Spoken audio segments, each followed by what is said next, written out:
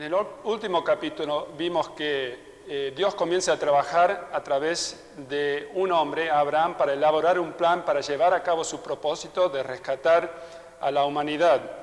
Él comienza con un plan, con un pacto que llamamos el pacto abrámico, y en ese pacto Dios provee un patrón que realmente nos sirve también a nosotros para ver cómo Dios quiere trabajar con su pueblo, bendiciendo a su pueblo para que su pueblo a su vez sea de bendición a todas las naciones.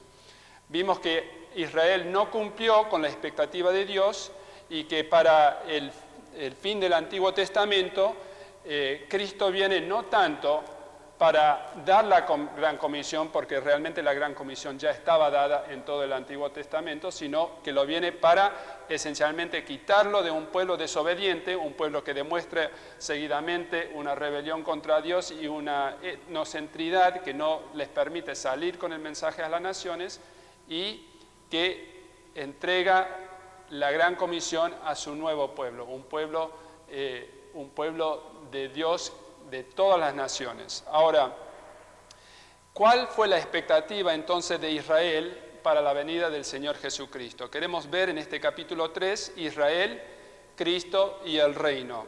Vamos a estudiar la expectativa de Israel, vamos a ver la respuesta, el mensaje que Cristo trae, y también vamos a ver realmente lo que es el Evangelio del reino. Israel no esperaba el tipo de Mesías que Cristo fue para Israel. Ellos esperaban una cosa totalmente distinta.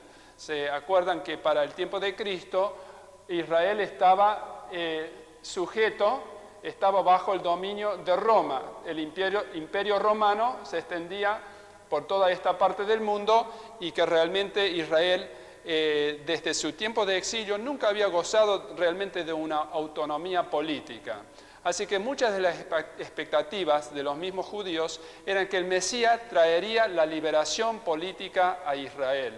Y esto es un punto importante porque a veces hoy también hay mucha oportunidad de pensar que el Evangelio del reino tiene que ver algo con este tema de la liberación, la injusticia en una forma política, y vamos a ver que acá Cristo justamente llega a Israel en un momento que, si hubiera alguna oportunidad para que se interpretara su venida y su evangelio en una forma política, él bien lo podría haber hecho. Acá en el libro hacemos un pequeño diálogo entre Cristo y los judíos, una cosa imaginaria, ¿no? Usando algunas de las palabras que Cristo, de su predicación del Evangelio del Reino, y tal vez algunos de los pensamientos que algunos de los judíos líderes estaban pensando al escuchar estas palabras. Jesús dice: arrepentíos porque el reino de los cielos se ha acercado. Los judíos tal vez pensando, ¿qué tiene que ver el arrepentimiento con el reino? ¿No es la condenación del maligno sistema político romano con sus continuos atentados de injusticia social y opresión económica lo que debería caracterizar la venida del reino? Tal vez una cosa que estaban pensando los judíos: esperar un reino que le iba a liberar de esta opresión.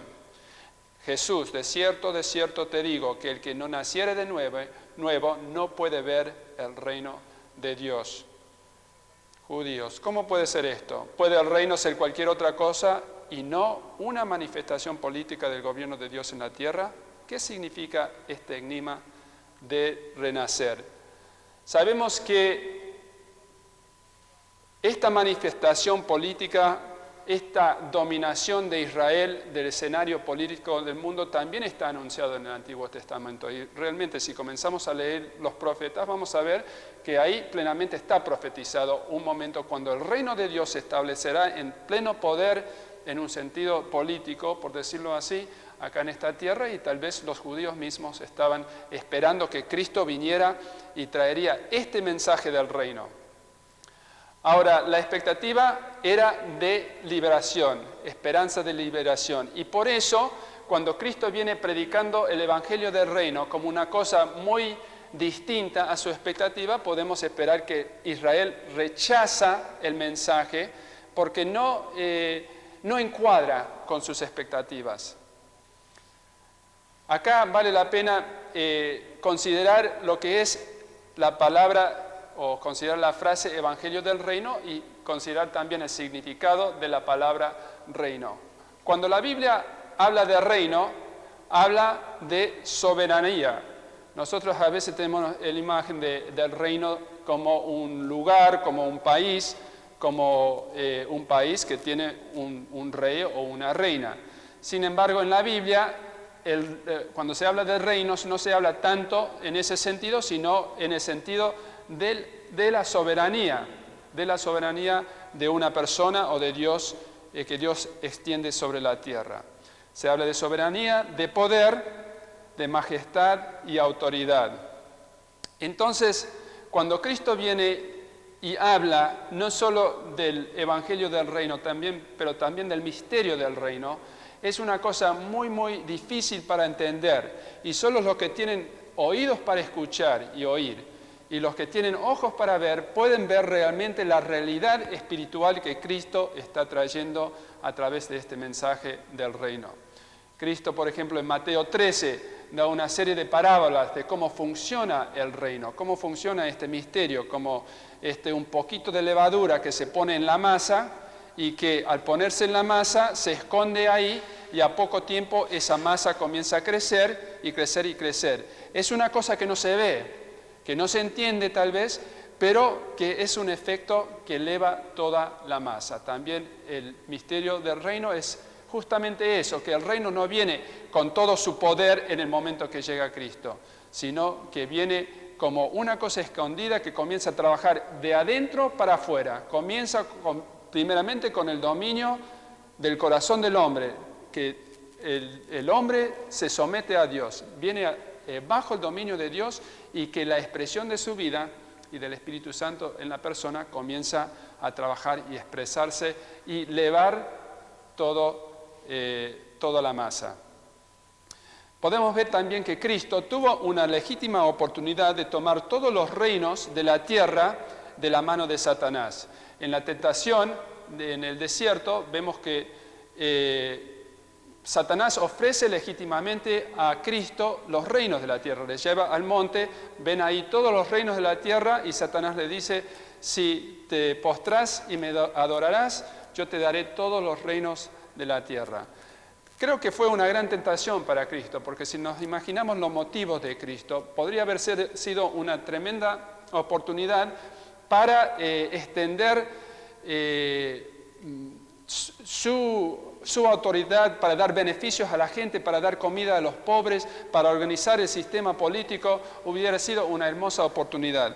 Claro, la condición era imposible para Cristo. Nunca podía someterse a Satanás.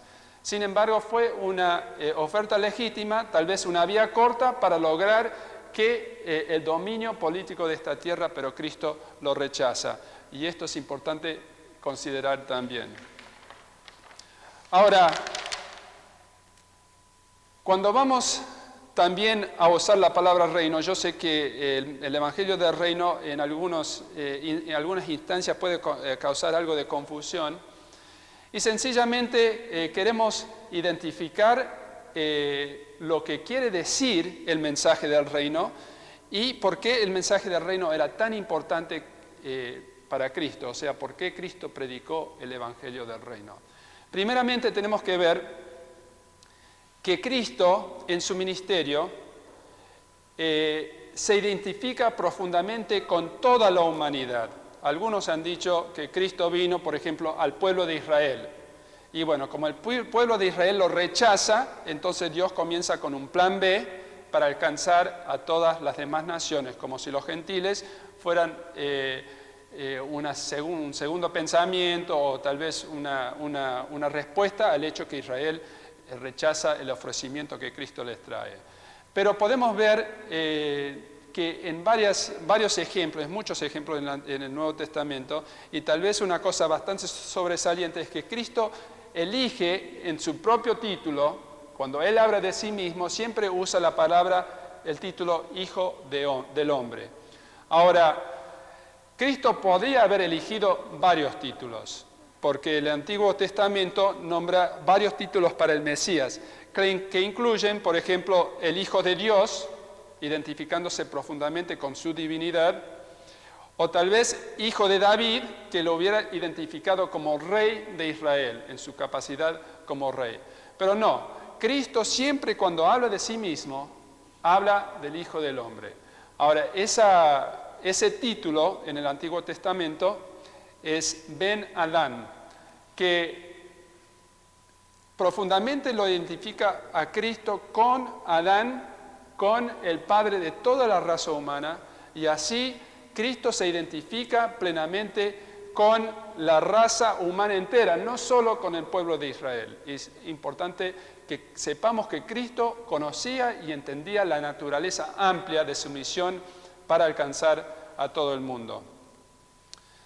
Vemos que el alcance de su misión, primero a los judíos, en Mateo 10, 5 a 6, Cristo manda 12 discípulos a los judíos, 12 representando los 12 tribus de Israel. Y en Lucas 10, Cristo envía los discípulos a los 70. Ahora, el número 70, tradicionalmente en el Antiguo Testamento, significa las 70 naciones, los 70 descendientes de Noé. Entonces, representaban todas las naciones que no eran judías, se representaban en ese nombre de los 70. Vemos que así Cristo, en esta forma simbólica, identifica su misión no solo con Israel, pero también con los gentiles.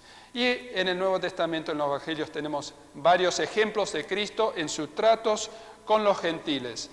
Y tenemos que darnos cuenta, porque a veces no es muy obvio en el texto, pero tenemos que darnos cuenta que Cristo, cuando se encuentra con un gentil, con una persona que pertenece a las otras naciones, casi siempre la manera en que lo trata, la manera en que en su diálogo lo usa como ejemplo para sus discípulos, los judíos que están mirando cómo el maestro va a responder ante un enfrentamiento con un gentil, con una de esas personas despreciables, con esos perros, con esa gente que los judíos no querían nada que ver con ellos. ¿Cuál era la respuesta? Y a veces en el mismo trato vemos que Jesús aparenta mostrar un egocentrismo, un etnocentrismo, pero al final vemos que realmente es para destruir esa actitud en los discípulos que Cristo tiene esas relaciones con estas personas.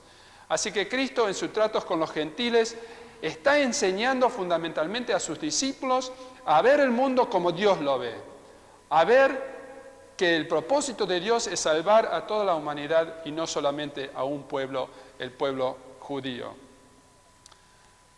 Ahora, es importante ver,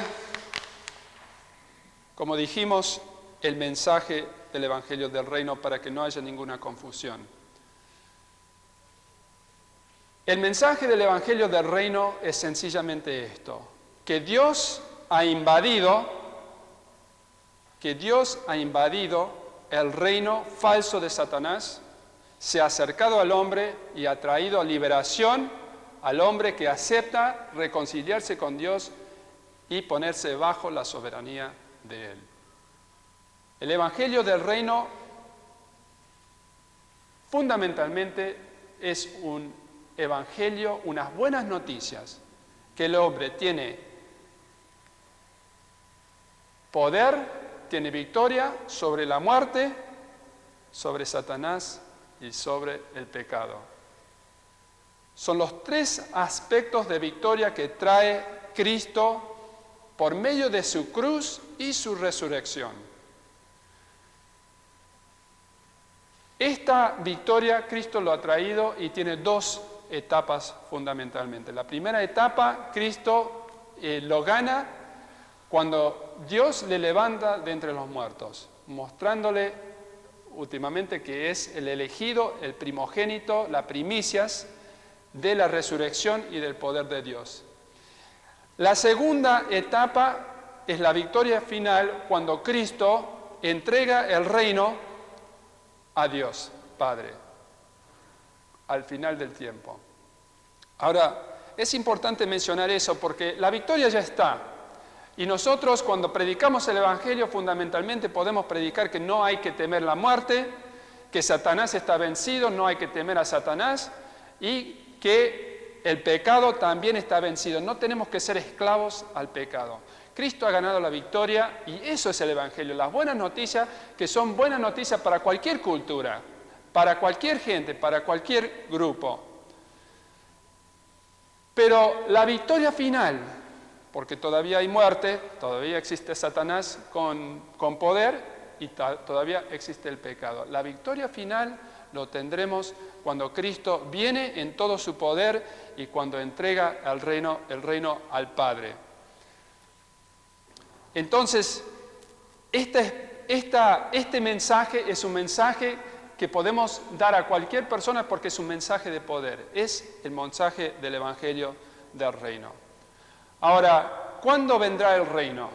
Esa es una preocupación que los discípulos tenían siempre con el Señor. Siempre estaban buscando, aunque anduvieron con ellos, aunque anduvieron con Él, aunque escucharon su mensaje, su énfasis, el misterio del reino. Todas estas cosas parece que los discípulos todavía estaban obsesionados que cuando venía el reino con todo el poder, con todo lo que Dios había prometido a los profetas. Y es interesante ver que el reino tiene que ver algo con nosotros. En Mateo 24:14 dice que este evangelio del reino, Cristo contestando a los discípulos su pregunta de cuándo vendrá el reino, este evangelio del reino será predicado a todas las naciones como testimonio de mí y entonces vendrá el fin. Y nos hacemos la pregunta, ¿tiene que ver algo el trabajo de la iglesia? ¿La iglesia tiene algo que ver con la segunda venida de Cristo o no?